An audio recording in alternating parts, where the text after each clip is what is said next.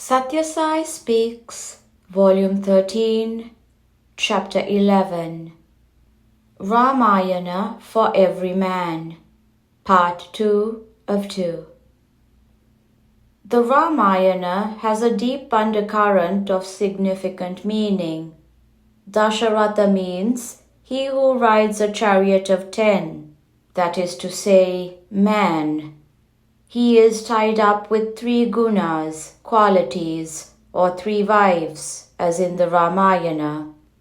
He has 4 sons, the Purusharthas, Dharma, Rama, Artha, Lakshmana, Kama, Bharata, and Moksha, Shatrugna.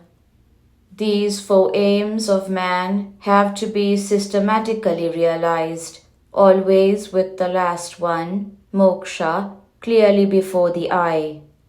Lakshmana represents the buddhi, intellect, and Sita is truth.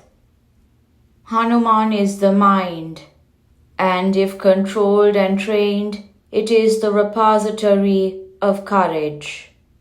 Sugriva, the master of Hanuman, is discrimination. With these to help him, Rama seeks truth and succeeds. That is the lesson of the epic to every man. Ideals underlying the ancient culture of India. The culture of this land is based on the high ideals of righteousness enshrined in the Ramayana and the Mahabharata, in both of which God has led mankind in the garb of man. There is a story of Alexander the Great which illustrates the glory of Indian culture. It seems Alexander used to go incognito into the villages around his camp in India, in order to learn the habits and manners of the strange new land into which fate had brought him. One day he found a man pleading with another to accept a pot of gold which the other was refusing even to look at.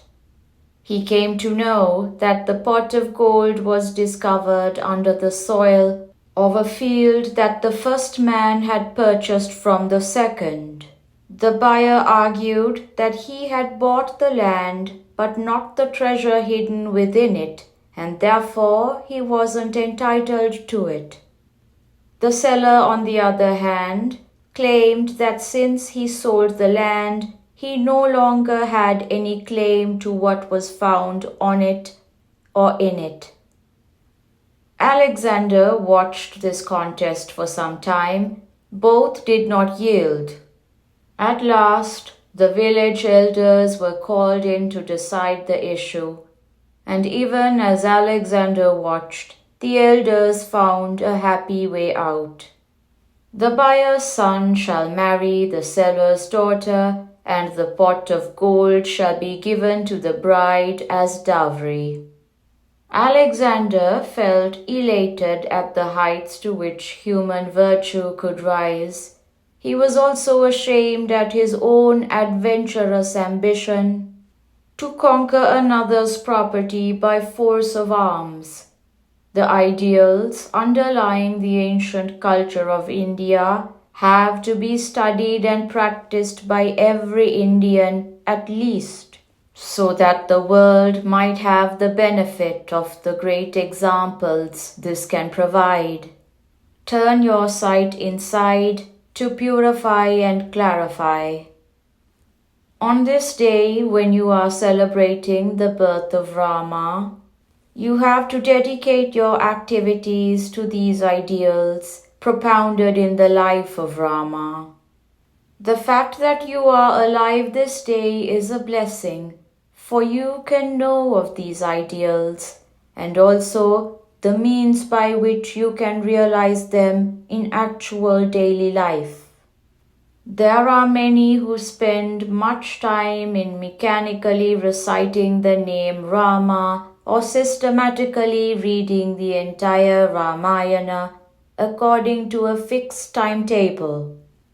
There are others who worship the images of Rama, Sita, Lakshmana, and Hanuman as a daily ritual, with pomp and pedantry, but like the person who puts a foot forward only to draw it back again, these persons do not progress at all. Even though years might elapse, without gaining purity of thoughts and intentions, compassion, and the urge to serve. These outward expressions and exhibitions are simply superficial displays that deceive society into thinking they are great devotees. Your sight must become insight. It must be turned within and used to purify and clarify. People talk glibly of Sakshatkara, vision of the divine, the vision that liberates. But for true Sakshatkara, the seer and the seen must merge and become one. They must be experienced as one, without any second. That is the Sakshatkara that is worthwhile. You may have a fruit. You may earn the fruit of tapas, penance, in your hand, but unless you eat it, digest it, and make it a part of your own nature and derive strength therefrom, you are not saved at all. Merge into the divine which you really are.